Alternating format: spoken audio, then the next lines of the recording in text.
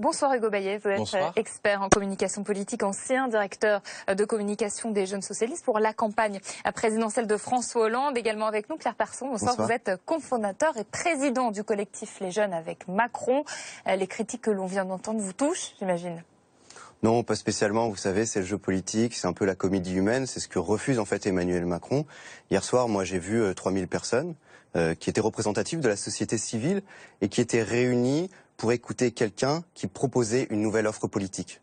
Généralement, les gens qui viennent nous rejoindre, c'est 70% de personnes qui ne se retrouvent pas dans les partis classiques, qui n'adhèrent plus au Parti Socialiste, à l'UMP. Qui n'adhèrent plus au système, c'est un mot qu'il a employé. Oui, c'est un mot qui est quand même souvent employé par l'extrême droite.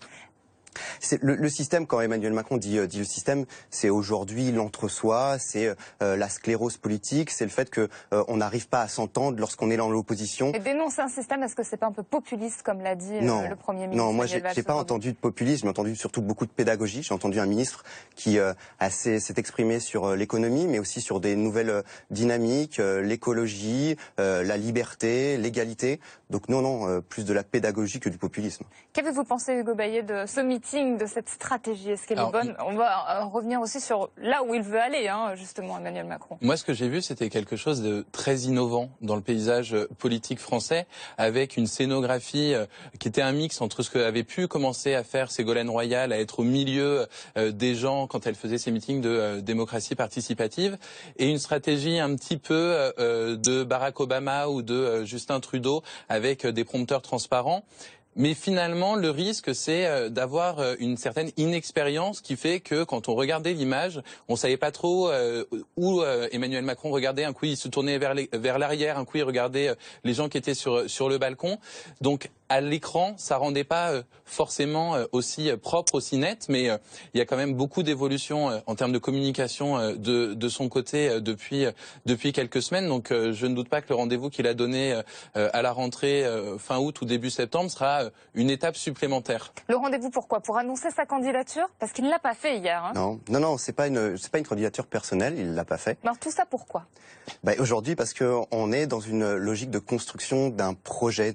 Pas d'un programme, d'un projet. La première étape, c'était écouter les Français. C'est la grande marche. C'est ce que l'on fait jusqu'à la fin juillet. On va toquer aux portes pour faire un audit du pays.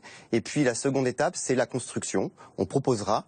Et la troisième étape, c'est l'incarnation. Et là, on verra bien si Emmanuel Macron porte le projet pour une campagne présidentielle. Il y en a qui aimeraient que les étapes s'accélèrent un petit peu. C'est le cas d'Alexandre Jardin, qui était l'invité de Nathalie Lévy tout à l'heure et qui était présent hier au meeting d'Emmanuel Macron. Et il n'est pas complètement satisfait, écoutez-le. C'est des actes. Est-ce que son mouvement va rendre des services réels à la population? Le pays est au bord de l'explosion. Donc à un moment donné, est-ce que les gens comme lui sont capables de ranger l'ego, de faire du collectif? C'est absolument fondamental. Dans un an, on risque d'avoir d'énormes surprises aux élections. Donc à un moment donné, est-ce que tous les gens qui jouissent d'un peu de crédit, d'un peu d'autorité, d'un peu de légitimité jouent collectif, ou est-ce qu'on est encore dans la foire aux égos?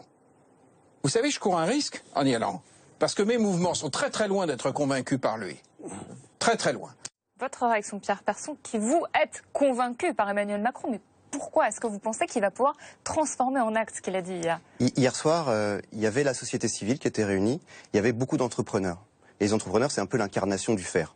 Et aujourd'hui, Emmanuel Macron a rassemblé autour de lui une équipe qui est en capacité de faire. Donc Alexandre Jardin a raison de dire que l'objectif, ça va être de faire avec le réel pendant les prochains mois. Mais c'est déjà ce qu'on a commencé à faire. Est-ce que ça passe pas par un acte de candidature, tout simplement? Non, il ne faut pas bousculer les choses, vous l'avez dit. Certains veulent précipiter la dynamique. Aujourd'hui, on est dans l'écoute, on sera dans la proposition et après, il y aura candidature. Il y a quelque chose qui est très étonnant dans ce que vous dites, parce que moi j'ai décrypté le discours, je l'ai fait passer dans un petit logiciel pour voir les mots qui ressortaient le plus, et le verbe faire est effectivement prononcé plus de 100 fois dans un discours d'un peu plus d'une heure. Et dans les pronoms, ce qui est étonnant, c'est que c'est le nous qui est en premier, quand d'autres utilisent beaucoup le je. On se souvient notamment des discours de Nicolas Sarkozy ou des pronoms plus impersonnels comme le on. Donc là, on a vraiment dans ce discours, moi je pense que c'est vraiment un discours, le discours de la méthode.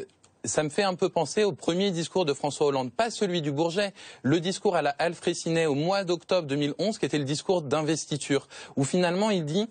Voilà comment on va faire, la méthode, le calendrier, et ensuite viendra le programme. Après, effectivement, j'entends, il ne faut pas non plus être déceptif. Il y a l'été, donc les médias vont s'apaiser, on va passer à autre chose. Mais sur la rentrée politique du mois de septembre, il n'y a plus les universités d'été du Parti socialiste. Donc il y a Arnaud Montebourg qui a déjà annoncé qu'il faisait son événement annuel. Il y a Martine Aubry qui organise quelque chose. On va attendre l'autre proposition alternative et on attend aussi, pourquoi pas, une prise de parole de François Hollande à ce moment-là. En parlant de François Hollande, le chef de l'État va s'exprimer demain à l'occasion du 14 juillet. Est-ce qu'il a raison, François Hollande, de ne rien dire pour l'instant, alors que les critiques ont été nombreuses aujourd'hui, on l'a entendu. Sa stratégie, elle est bonne à François Hollande? Concernant le cas Macron, après je vous ferai réagir. Alors la stratégie est bonne si dans son esprit, François Hollande est candidat à l'élection présidentielle et qu'il attend que finalement Emmanuel Macron revienne dans le giron de François Hollande et fasse une campagne commune, pourquoi pas un ticket Élysée-Matignon. Si François Hollande est toujours hésitant sur sa candidature ou qu'il attend, etc., dans la stratégie, il va laisser grandir quelque chose à côté et il ne pourra jamais le rattraper. Donc aujourd'hui, à moins de s'en servir, Pierre Persson, c'est possible ça, de s'appuyer sur l'élan lancé par Emmanuel Macron, vous le souhaitez? Moi, ce que je retiens, c'est le nous. Quand Emmanuel Macron crée En Marche, c'est pas pour lui et c'est pas pour François Hollande. C'est pour mener une nouvelle dynamique. Donc il n'est pas question, non, que ça serve l'un ou l'autre. C'est aujourd'hui pour incarner quelque chose qui émerge dans la société civile, une volonté de créer une nouvelle offre politique plus progressiste. Mais dans ce cas-là, si on est dans le collectif, on ne fait pas un discours tout seul pendant 1h40, on fait un discours collectif avec beaucoup plus d'interventions. Je vous laisserai en débattre ensemble, c'est terminé. En tout cas, merci beaucoup d'être venu sur le plateau de Grand